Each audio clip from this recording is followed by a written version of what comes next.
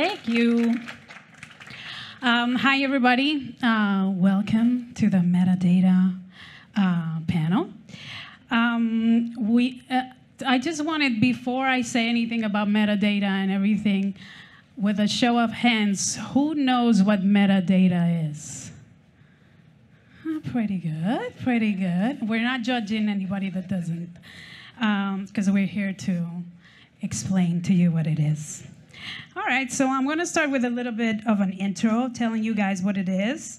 And you may have listened to the concept, but you're even dealing with metadata, but you don't know what it is. So for those who don't know, metadata is a series of information linked, in this case, to the music that comes to the different agents of the music. Here we have a representation of some of the agents that receive and send metadata.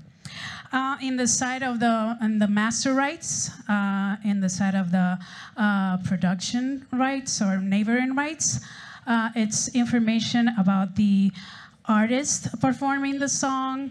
It's about the record label, it's the ISRC code, which we will talk a little bit later on. And in the side of the publishing, which is the side that, from our perspective, we're talking about today, it's information about the song title, the authors of the songs, composers, the splits of how the shares are split between authors and composers, etc. And a very important code for us is the ISWC, which we will talk about later too.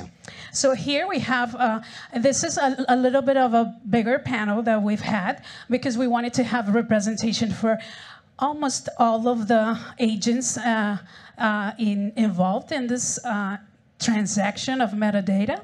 So they're going to introduce themselves because I prefer that than just reading a text. Is it working or is it? I left. Okay. So here we have OIivia. OIivia Moreno. It's the B2B digital account manager at BMAT. And you can explain a little bit further what you do. Yes, hello everyone. So yeah, I come from a live music background, but I joined BMAT a couple of years ago, and there I help licensors to claim their revenues in the digital distribution area. Good. We have Chloe Johnson, Chief Client Officer at Verifi Media. Go ahead, Chloe. Hello. Yeah, so, is my mic working? No. Okay, so I primarily look after, Yeah, maybe. I primarily look after a lot of our clients in the Verifi Rights Data Alliance is what we call it, but it's representations from every sector of the supply chain. So we have a major label in Warner Music, we have Warner Chappell also contributing their publishing sides, we have Deezer, Unison, Fuga, lots of clients from different kind of angles.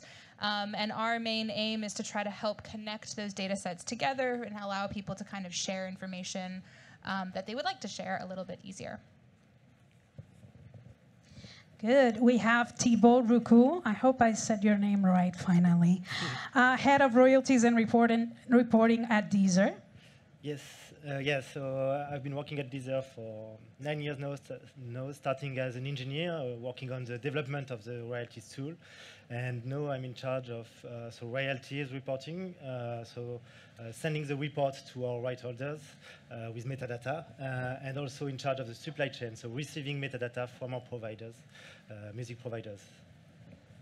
And finally, we have Joan Sordé, record label and publishing manager at La Cúpula. Hi, everybody. We in La Cúpula, we are a digital aggregator based in Spain. We work with a lot of independent labels and musicians. And I am in charge of the publishing side, so I can see the crossing with the metadata of the digital rights and the publishing rights as well. So it's interesting to talk about it. Good. And I didn't say anything about myself. My name is Irene Bowser. I'm the VP of Operations at Unison. Unison is a collective management organization, and we are based on blockchain from inception, and we're use a technology to transparently collect and distribute publishing rights to the right holders, to our clients. All right. All right. Oh, mine's working now. Is it working? Yes. Okay, because I cannot hear it properly. Okay, sorry. I wanted to start with Thibault and ask him from the perspective of the user, the platform side, what issues have you seen in the metadata when you receive metadata and when you send metadata to either providers or... Yeah, so we receive metadata and music from hundreds of providers. So what we see is that they are not consistent. The metadata is not consistent. We have different quality of metadata. We have some fields that are not filled the same way from one provider to another. So we're lacking consistency, lacking standardization on some fields. For example, the artist name is just a name, but we don't have identifier that precisely say which artist. So we have homonymous issues, for example. And also on the publishing side, we almost never receive publishing information, so we don't know which publisher owns the right, what the share they have, and we usually don't have the ISWC, which is the identifier of a work. So we have the ISRC. Sometimes it's even wrong, but it's really marginal, and it's getting better, I think, over the years. But yes, it's difficult to have all these providers giving metadata and trying to build a consistent database on our side to be able then to send to our partners constant information to be able to pay songwriters the right way. Right. And to Joan as well, because you're working at a distributor, aggregator, but also you have the side of the record label and the publishing side. Do you see the same issues? Do you see any differences? We used to see the consistency of the data. It's not enough right now because of from the master side, the data is quite bigger than the publishing. That used to be not enough completed.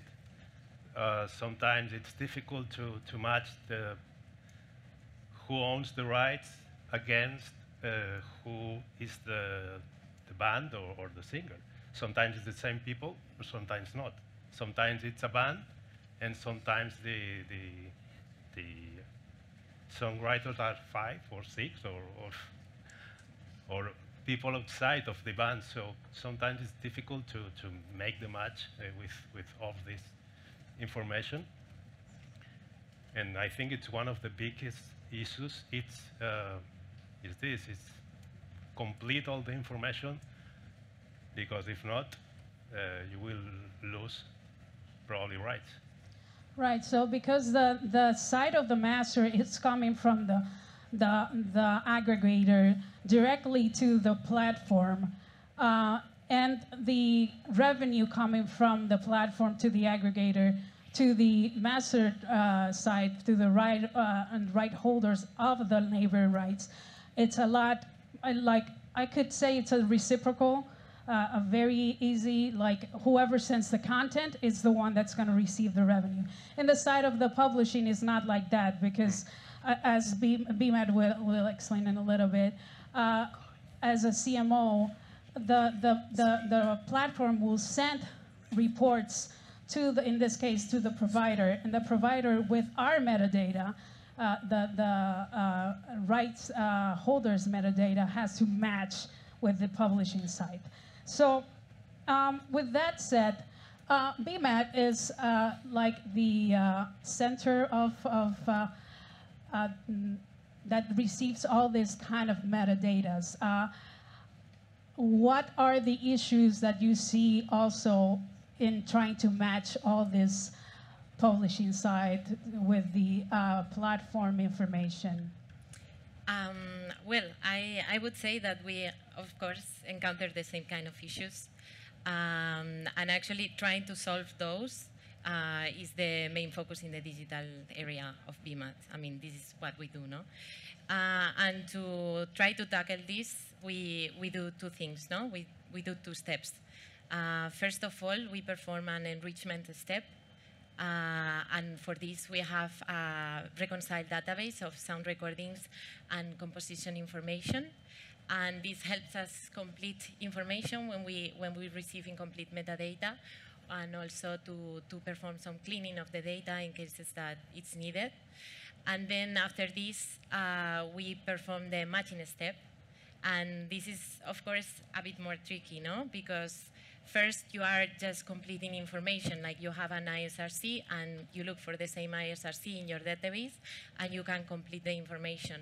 But when we are matching, what we have is the report from the DSPs on one side with ISRC, with sound recording information, and a lot of times with no composition information. So what we do is we match it with the, we match this with the work, with the composition, and then we look for this composition in the catalog of the licensor, no? And for this, we have developed our own matching technology, no? And we have an R&D team fully focused on developing and improving every day an algorithm that performs these matches. And actually, another thing that we do to improve this is lots of manual way, which is an actual person checking line by line samples of the matches that we generate.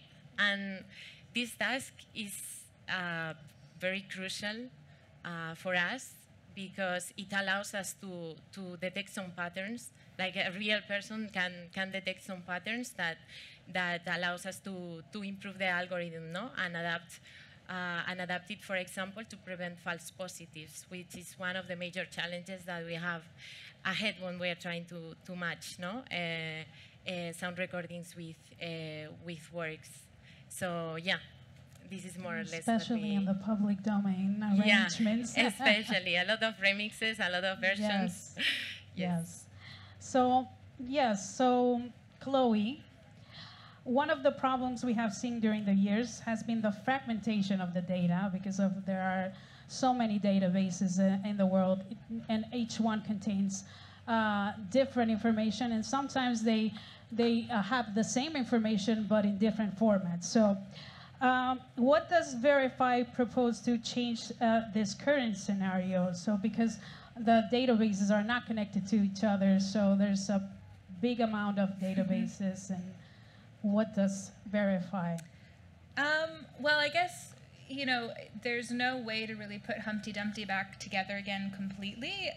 But what our technology and our partners are really believe in is the ability to connect different data sets, especially when you're talking about publishing. A lot of that data is stored in CWR standard formats. And we're looking at recordings, you have ERN, you have DDEX, you have DSR reports, you have different types of storage containers, if you will, and different languages almost of how the data is stored. So even if you wanted to share files back and forth really easily with your partners from a label to a publisher or whatnot, the receiving end might not actually be able to read that or understand it. So part of what we do is this kind of translation process, but also for those companies that maybe are unable to, or it's not practical on a massive scale, to hold all of that separate information that's maybe they don't own. Like a label doesn't necessarily want to comb through all the different territories and ownership rights on a work and worry about that. But they do want to be a good player and try to get that information ultimately to the DSPs. Verifi is a way to start connecting those pipes on their behalf and kind of alleviate that burden. So it's almost like, if good data goes into a water system, talking about pipes, if BMAT has cleaned something and a clean, good match goes into the ecosystem, but only one person's able to receive that or a handful, Verifi is able to kind of spread that out among the ecosystem. And we hope that over time that starts to solve some of the problem, especially when you're looking at catalog and trying to clean and fix what happened 20, 30, 70 years ago. It's a big process to try to do manually. So working together to a common goal. Yeah, so in talking about Verifi, do you guys use blockchain to do all that cleaning or to have all those databases connected, or? Controversial. I would say, blockchain. Yeah, a lot of times people kind of say blockchain is like the magic solution, the magic bullet that's going to fix everything. And I don't think certainly blockchain itself is going to clean or enhance data. I think you need partners who are doing that.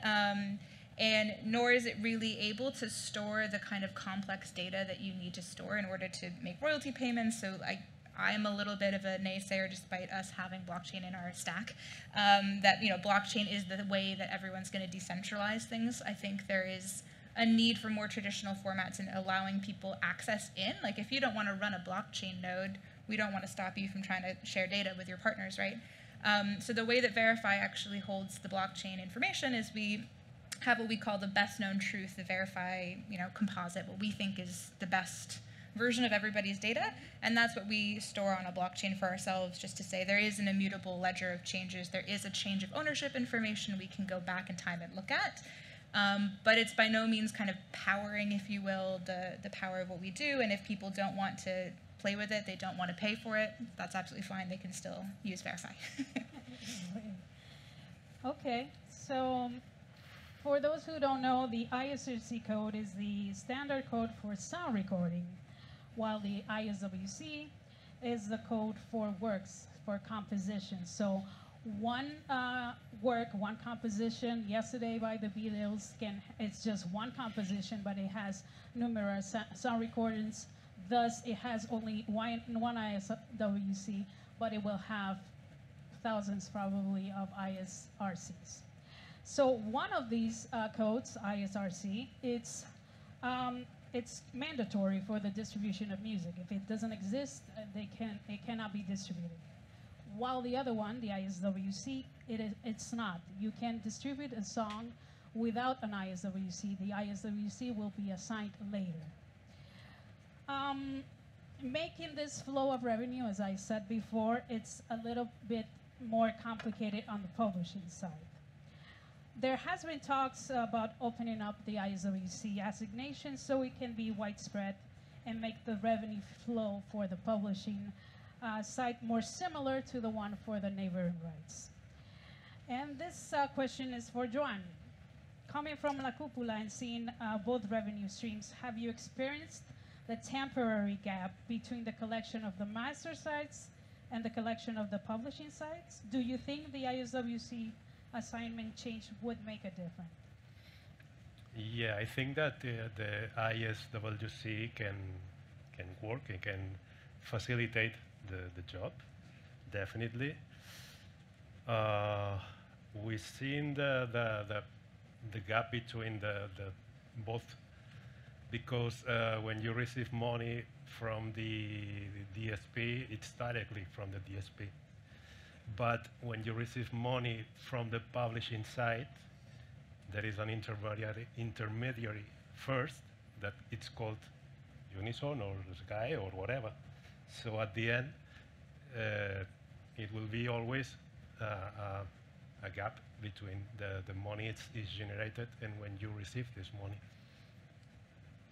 Right, so the chain of the flow of revenue from the publishing side has more intermediaries. There's normally a CMO involved, there's providers involved. So like I said, it makes it a little more longer. So that's why Joan says there's a different time gap between when they receive the master side revenue and the publishing side revenue. We at Unison are trying to make that a shorter timing. And hopefully we're doing a good job. You are doing a good job. Thank you. Good. So, Thibault, lots of songs are released every day at Deezer. Do you think making the ISWC widespread and mandatory would hinder or help the collection of the publishing revenue? So saying like that, I think it will help. Definitely, it would be ideal to have an ISWC directly from the provider delivered to us, so we could then put it in our reports when we send them to the publishers. So yeah, it would be ideal. The thing is that today the time between creation and delivery on our platform is very short and tend to be shorter. People are creating very fast, and we need to have a ISWC assignation very fast, very efficient, to make sure that it's the right information. Because I think that having the information, if it's wrong, it's worse than having no information, because we will do a mismatch and then we'll pay the wrong people. It will be an issue. So we need to make sure that the information is right. Where we were seeing years ago, I think, when I started at Deezer, we were receiving fake ISRCs because they were mandatory and people didn't know what to put inside, so they just put something to just respect the fact that it was mandatory. No, it's getting way better, so we will need time, but in the end, yes, having the ISWC would be ideal for us, I think, and for the royalties distribution after. And I throw it out there, who do you think should assign the ISWC? That's the question. Yeah. Publishers, the authors, they could be able to buy, like you do with the ISRC, you buy a set of numbers and start assigning it as you create? I think there's also like the ISWC also isn't the magic bullet in a way, which is again controversial, but like even in the current process at the rate that they are being assigned and registered through different collection societies, we've seen in our client database a composition be registered and kind of going out with a main recording, which in that case, I would have sent that ISWC to Deezer and said, hey, I believe this is the composition. But it actually turns out that 2 guys came in the day before it went out and they added some stuff, and now there are 2 new writers on that work, and now there's a new registration and a new ISWC, and eventually those do get merged and yada, yada, yada. But there is that when you're talking about trying to speed up the payment to the right person by having the right information right at the moment of distribution, it is hard because you could end up in a world where you're paying people that maybe is not actually even correct. So it's a kind of chicken and egg almost, I think. Where like, yeah, having identifiers is super helpful for us to kind of get at what was registered at what time.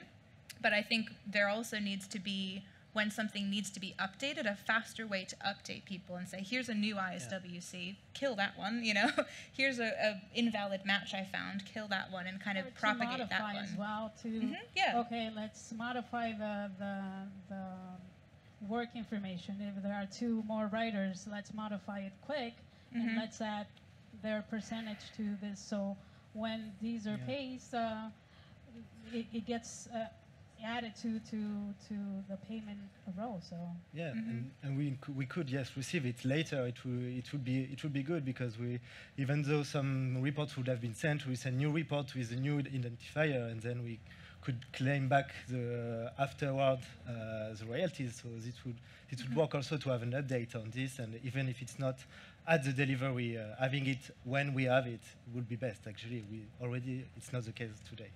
So to have it is always better than just not have to it. have it. Sometimes to have it wrong is not always better than not to have it. So the other problem in the metadata world is the lack of a standard for data exchange. I mean, we know we have multiple formats: CWR, CSVs, Excel files, spreadsheets. We've seen all kinds, even PDFs to register songs and stuff like that. So in a world where there is more and more data and more releases every day, and this lack of standardization contributes to data inconsistency, delays, etc. OIivia, have you seen any improvement on the standardization of data exchange?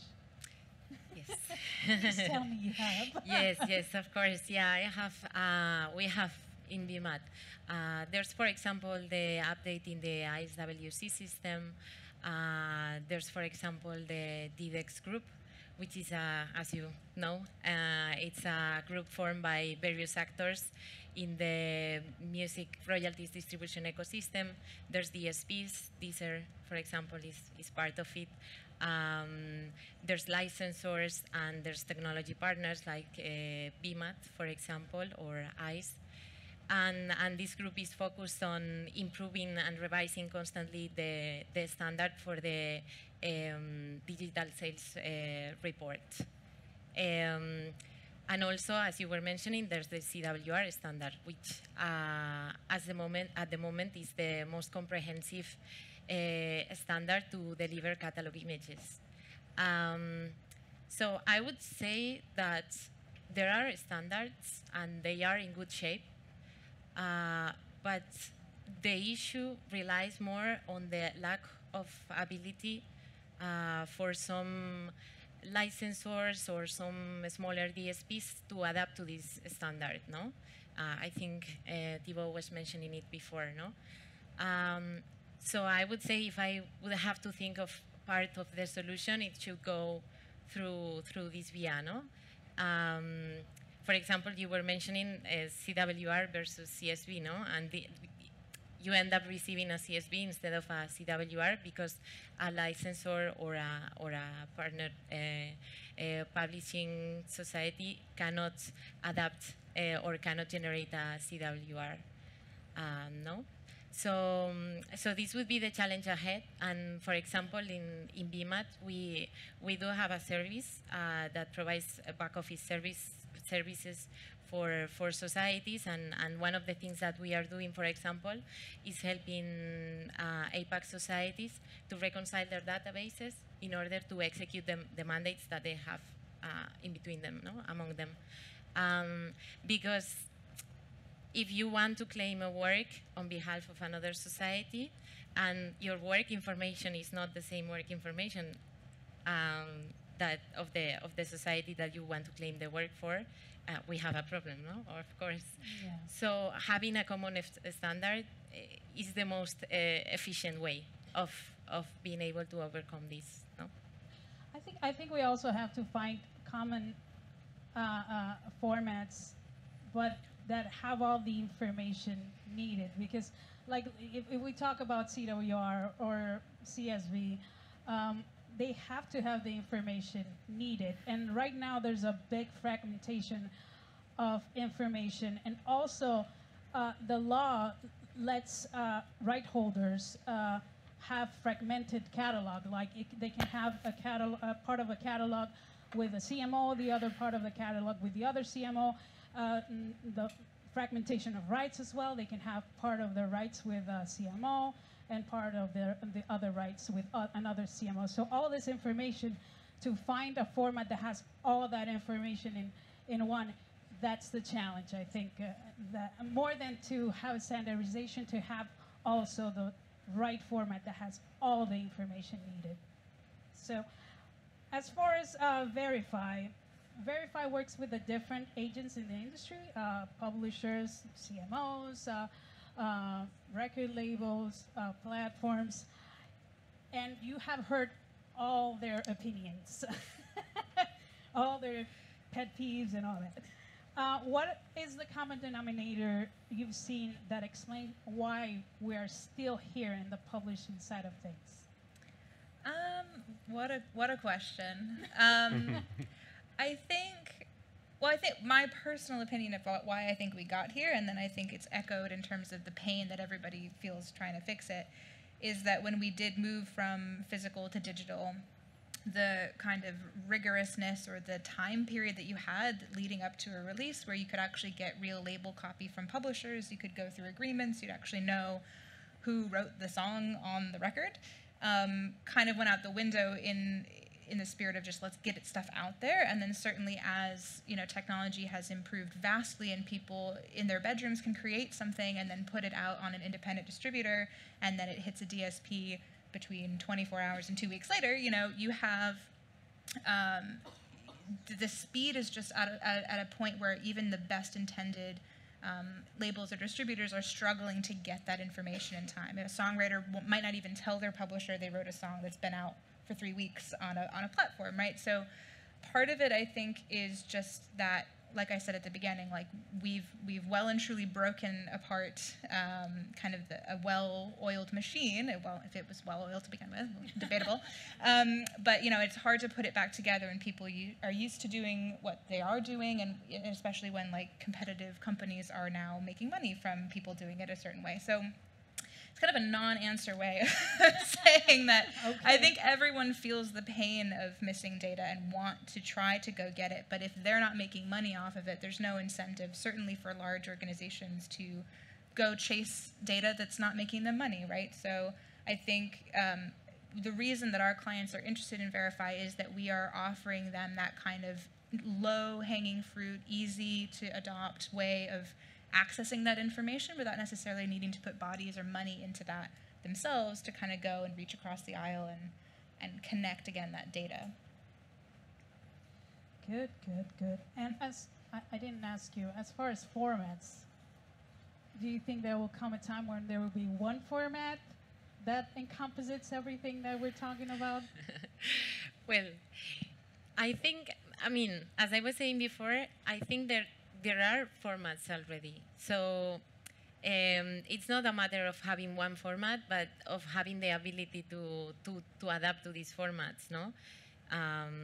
So we do have, I mean, there are, like, if it comes to my mind, for example, when it comes to catalog information exchange, I would say the CWR is the format. Like, it's the format that is most comprehensive and that allows you to add all the specifications that work information can have, no? So yeah. Do you agree that the CWR is the right format? Well, and of course, we also have Verifi as... we're not a format, right? So we work with CWR and DDEX and all the different types of DDEX and even CSVs and all that stuff. And I think, you know, we're not...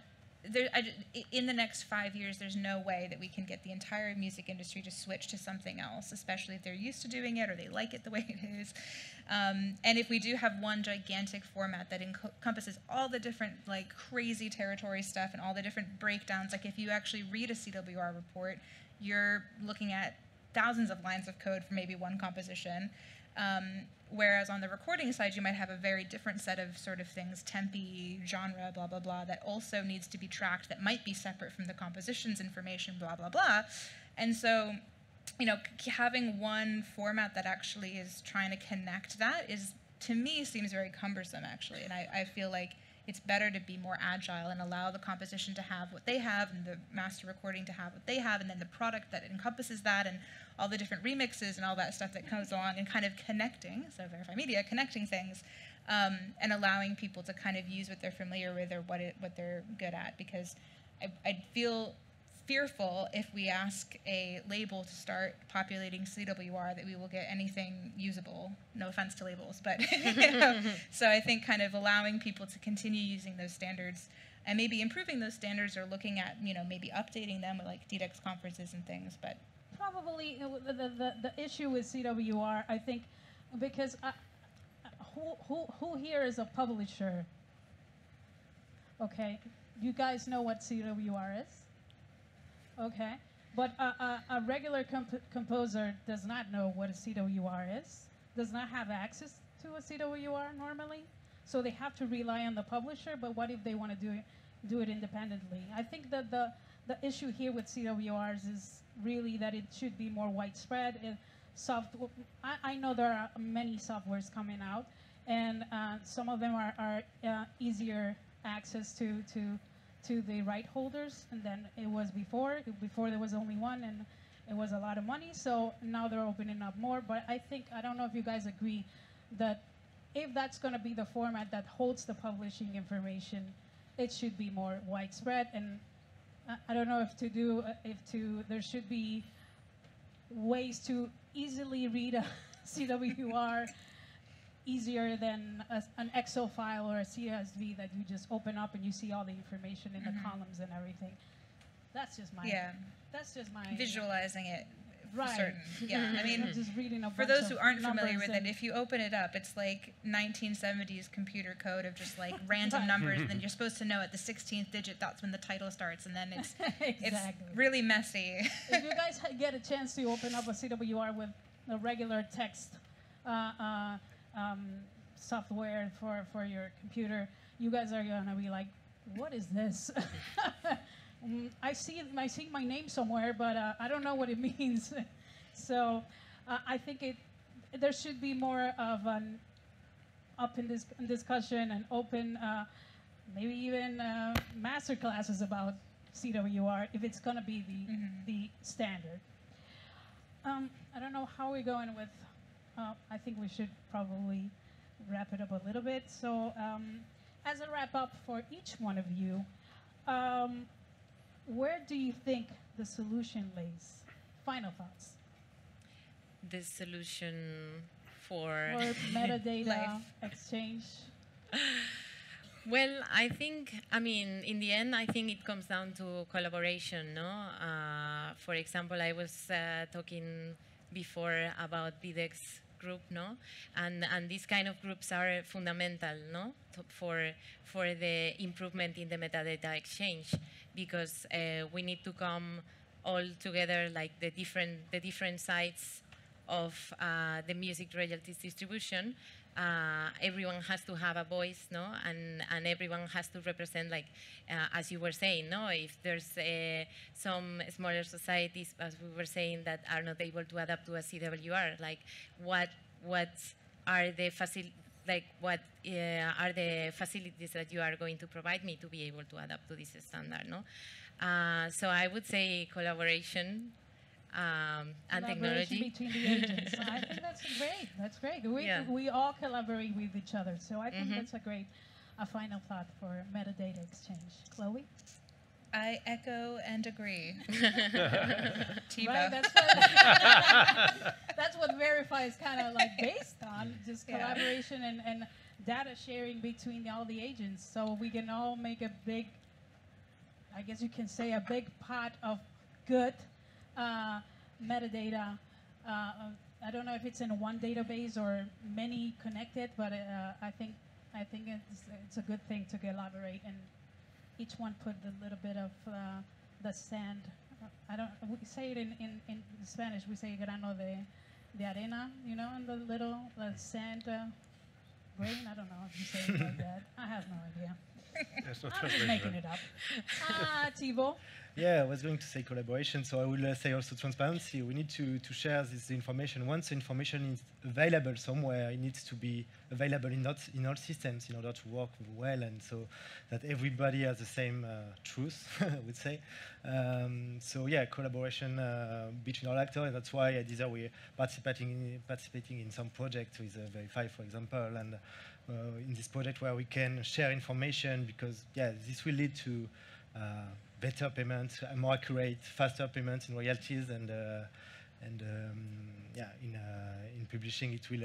I think the transparency and sharing the information with each other will definitely help.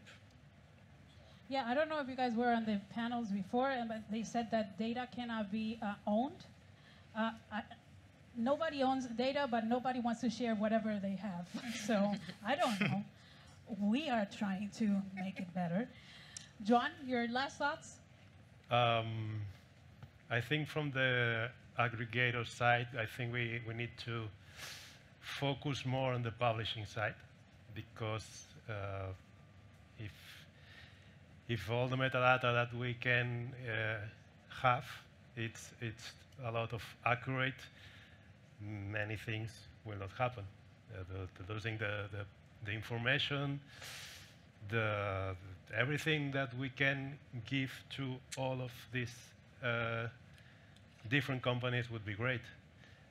And of course, if we find one database, perfect database, with the master, Yes, with the yes. publishing, with everything, Dream, the dream. it will That's help the a dream. lot for everybody. And of course, it's a dream, but could be, of course.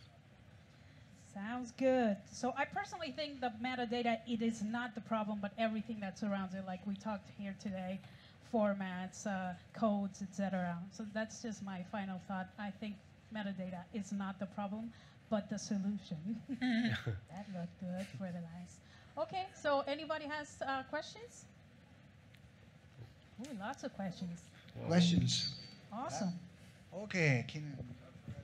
Hi, I just wanted to ask what you thought about, I've heard of some initiatives to have the metadata entered and captured at the point of creation, and how that would work, whether it's through some sort of watermarking or does that have wheels, or does it have wings, whatever the phrase is? I'm having the same problem, Irene. My point is, like, is that something that's going to move the needle as far as addressing the timing issues you guys were talking about, for example? And Anybody wants to? Well, I'm close with Viva Collect and Viva Sound, and they did try initially to create an app that would allow that in the DAW or in the kind of software system at the point of creation. And I hope they don't mind me saying this, that they ultimately abandoned that because users just didn't have that information at their fingertips. They didn't want to put it in, or whatever that would be. And I think, Session has also tried to do that, or is maybe still trying to do that. So there has been, a couple companies, I think, that have kind of said, yes, we're going to make the producer and the songwriter just write down who was in the room, and it's all going to fix everything. But I think in reality, the number of times a master is actually altered or changed before it ends up out in the world makes that kind of not perfect over time. And then I think watermarking, not to make our watermarking friends sad, but that's also imperfect and maybe not the best way to try to capture something, and it has some current technological limitations. So I think it's a lofty dream. Yes, I too would love if all of my clients' data came through like at the point of creation and was inside the song, and I was just like, oh yeah, here you go. But I think it's maybe not practical or scalable today, but maybe in the metaverse and maybe in the kind of future when we're all robots, it's going to be great. So There was another question here. Thank you. So one of the main problems I see working in publishing, and especially in countries where mechanical licenses are compulsory, is knowing who is covering the songs or the compositions that you control. So is there any insight of, I know ideally, distributors would be asking for minimum maybe an IPI of the writer who made the original song, ideally some other metadata, but right now, what can publishers do to make sure that they are collecting from all the versions of the songs that they control? I see you nodding a lot. I'm nodding and then looking at you.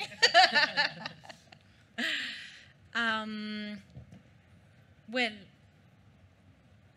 I guess in the end, trying to distribute the information related to the different versioning of the songs is always helpful. We actually have a lot of issues when it comes to different remixes of songs, because we encounter that we have one composition that is exactly the same as another composition, but there's like one or two extra composers, no? And yeah, trying to flag these kind of cases to point it to whoever partners we are working with would be the answer. No, for us, for example, it is extremely helpful to have this flag. There were more questions here. Yeah, my question was maybe more for Thibault and Joan.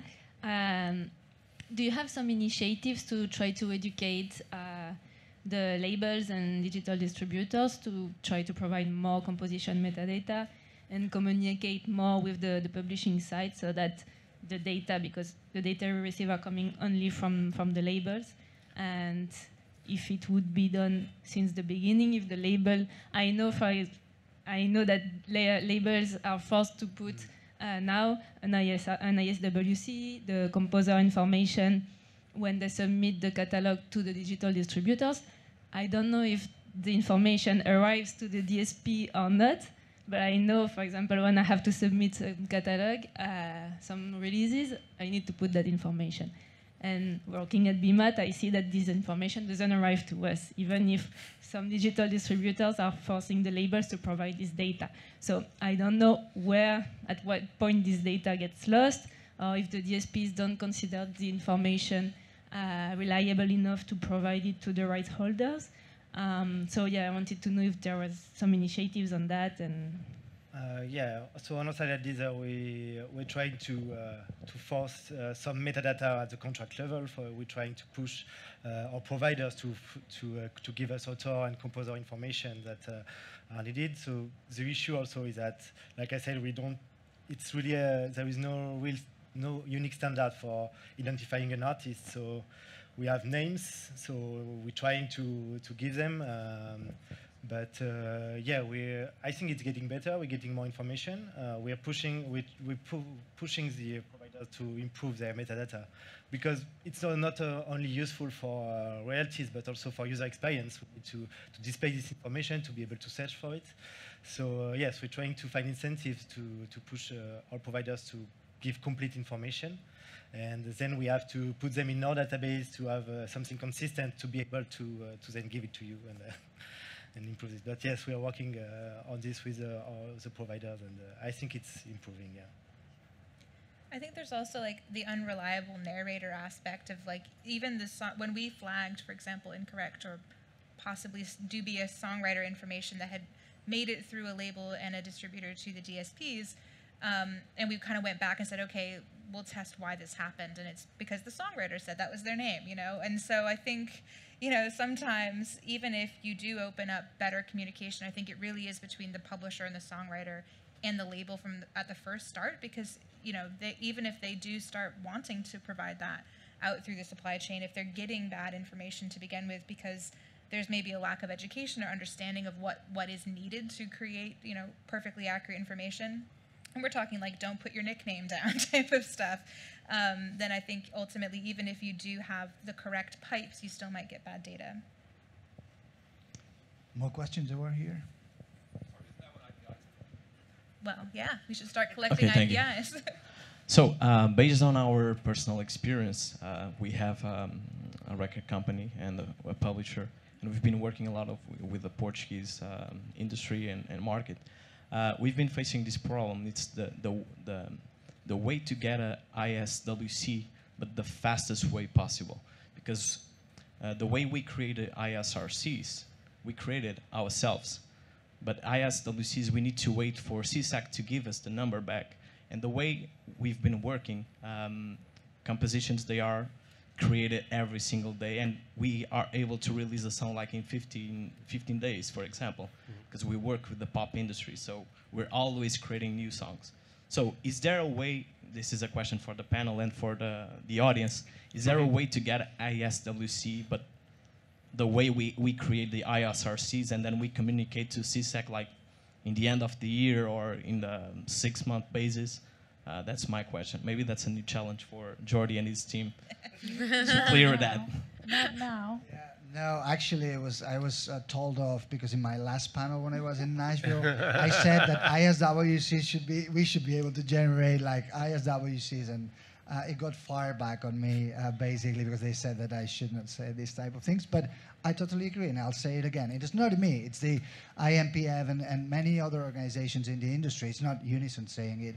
It's a lot of the publishers, a lot of the players in the industry advocating for that. We just think that it's the right way. We might be wrong. We might all be wrong. Who knows? But that's from our experience, what we believe should be.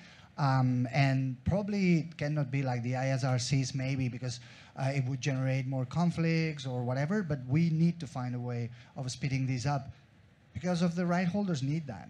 So yeah, sorry. It was, yeah. I have a bit of a question for you. An issue with that, yeah. It's sort of to build on that discussion and the subject matter. So obviously we have the system that's in place, more or less Humpty Dumpty broken, not being put again. So question is, can we put it to enough level, moving quickly, obtaining the IPIs, getting the right data, getting paid? Some CMOs want to be paid almost instantly. Well, great. But, you know, so everybody, as you say, have to collaborate and build along, and the chain is quite long. the question is, so ISWC, we know where they are. Is there an alternative altogether, completely, maybe from scratch, short-term, painful, but something, data that's built, maybe not at the creation point, there's still administrative elements, but maybe not ISWC either, because in the end, from our point of view, whatever is that identification standard of a particular song work, it doesn't matter, as long as it has the data that we need to follow through the chain, pay the writers, etc. Right? So no more codes, please. I leave it to you to decide. Listen, why not just everybody has their ID, right? And their ID are from when we're not born, but basically you can get an ID. So why not use that? And it's one person. It's never going to be different. Normally, it doesn't change. So why not? I'm just putting it out there. Okay, I think that, there are no more questions in the audience. Yeah, we should have, we could have another panel on ISWCs, but no, we're not going to kill you with that. Thank you so much to the panelists again for joining us. It's been a pleasure and honor. Please, a round of applause for the panelists, please.